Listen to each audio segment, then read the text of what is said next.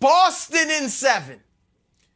And this is tough. Oh, Let's go. This was, yes, Boston in 7. This was very tough for me because you guys know this. When you make predictions, you've got to go with your head over your heart. And that's tough a lot of times because you want to pull for the team you picked, right?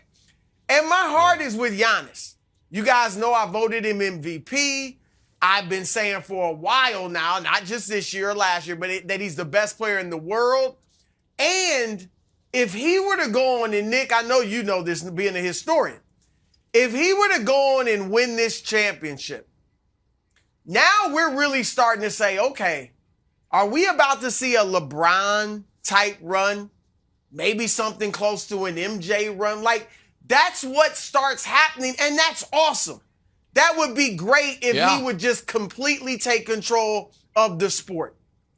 But after a lot of deliberation, going back and forth, I had to go with the Celtics. And Khris Middleton being out, and Woj reported yesterday, Middleton might miss the entire series. That is huge. Middleton is as much a Bucks go-to guy down the stretch as Giannis is. Some might argue even more. And so that's going to be big. Now, Grayson Allen stepped up against Chicago and averaged 20 points over the last 3 games that Middleton missed. I don't see him doing that against Boston. Boston's got obviously a great defense. The way they locked up not only KD, but Kyrie as well. Giannis is going to get his. This is so but Al Horford is not only a very good defender, but he is a smart and experienced defender. When they played in the regular season, one game, but he held Giannis to 20 points. You got Robert Williams, a third back, at the rim. All right? You got other bodies you can throw at him. Jaylen Brown, Jayson Tatum, obviously Marcus Smart, Daniel Tice, Grant Williams. The list goes on and on. And so I'm going with Boston with some trepidation, but Celtics in 7. Yeah, it should be a lot of trepidation. In a tough series. Yeah, and you know what? You know who else should have trepidation? The entire greater New England area. You know who should have no trepidation? Your buddy Nick Wright, who's had the Bucks all year and now feels more confident than ever because the final piece has been added, which is the curse of the Broussard has gone on their opponent. Grayson Allen. Oh, my goodness gracious, man. Bruce doing all these things. When you make picks, you try to go with your head over your heart. Buddy, maybe you should start going heart over head because these picks haven't been working out for you come this time of year. It's just, I mean, went heart last round. NBA expert. I went heart with Brooklyn. Heart last round. Brooklyn was the heart. Now I'm going head. Brooklyn was the heart. Okay, here's the deal. First of all, the disrespect of Giannis Antetokounmpo must end. It has to end. The idea that the best player in the league who is going to finish his career, I believe, as one of the 12 greatest players ever, at a minimum, as the second greatest player of his own generation, that guy is going to lose in round 2. Stop it. That's first of all. Second of all, I think people are misanalyzing what we just saw in Nets Celtics. Yes, it was a sweep, but as we discussed, all 4 games came down to the final minutes. And guess what? The Bucks' big 2 without Khris Middleton is better than the Nets' big 2. Giannis is a better player than Kevin Durant, and Drew Holiday is a better player than Kyrie Irving if you want to actually win basketball games and not win the Bleacher Report Instagram feed. Not. So why would I pick Boston? He's not, but he is. He's a better defensive player. He's a more reliable player all around. He's better come the playoffs than Kyrie. So why would I pick Boston? Giannis is the answer to every major NBA question right now. And so do I think now, I said Milwaukee would gentlemen sweep their way through the Eastern Conference.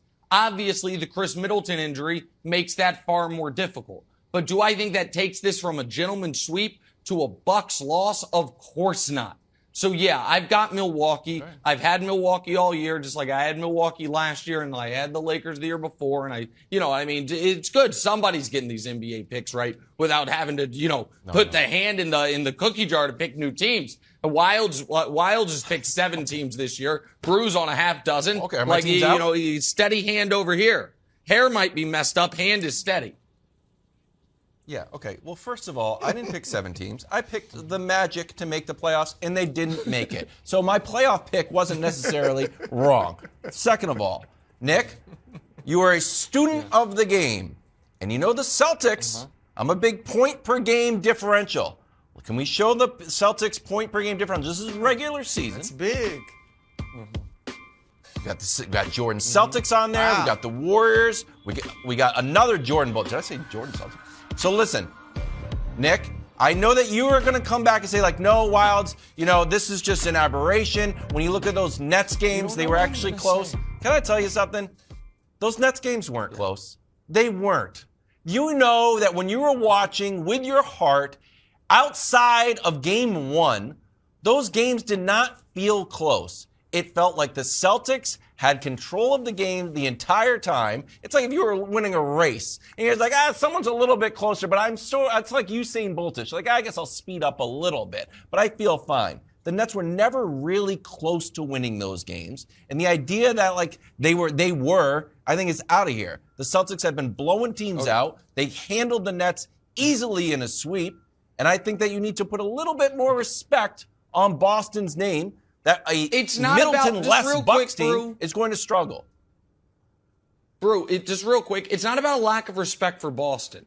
It's about, I think, every NBA discussion this year, including the Vegas odds, have been warped by an overrating of Brooklyn. And now it is infecting a series Brooklyn isn't even in. Because Brooklyn, people are like, oh my God, look at what they did to Brooklyn. But Brooklyn was never any good. And I know you agree with me on this, Brew. Wilds' take that a series, that game 1, the Nets had a lead that was with close. 0.1 second left. That was a close game. And game 4 was a 1-point game with 90 seconds left. That those weren't close games. They weren't. Wilds, it was a 1-point game with a minute and a half left. You're out of your mind. Just didn't feel close. Games 2 and 3. I'll give Wilds. I'll listen to you all. I'll give Wilds for game 4. It did feel like Boston was in control. And the Nets kind of came back and had a chance to almost steal it, and it didn't work out. Game 1 obviously was close. Game 2, was not a blowout either, obviously. But here's the thing, Nick. No one's disrespecting Giannis. All right. And to act like, first of all, Giannis, in the midst of winning his MVPs, got beat in the second round already by Miami. So don't act like the best player in the world can't get beat in the second round. And if you say, well, Giannis wasn't the best in the world that year, it was LeBron in the bubble. They won it. Do you think LeBron was the best in his first year in LA? Because they didn't even make the playoffs. He was hurt. And he played a healthy number of... They went 8-13 after he activated playoff mode. All right, so stop it. Yeah, so the best player in the world doesn't always get to the finals or win every series. Stop. All right, so no one's disrespecting Giannis. His wingman is out. And his wingman might miss the entire series. That's huge, and you can't underestimate that. Thanks for watching. Subscribe here to get the latest from the show. Also, be sure to check out more of the best clips from First Things First, or go watch a few segments from our other shows on FS1.